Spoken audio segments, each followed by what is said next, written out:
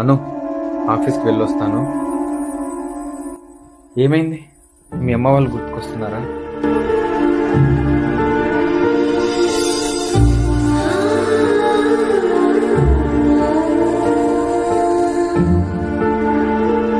అను, వంట ఏం చేయలేదా? సరేలే, నేను బయటకు వెళ్ళి ఏం తినడానికి తీసుకొస్తాను.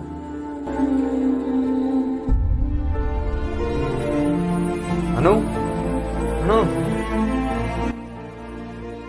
నువ్వు రా, నీకోసం ఇష్టమైన బిర్యానీ తీసుకొచ్చాను, ఇద్దరం కలిసి తిందాం. నాకు ఆకలిగా లేదు, మీరు తినండి. సరే, నేను తినిపిస్తాను. ఇవ్వండి.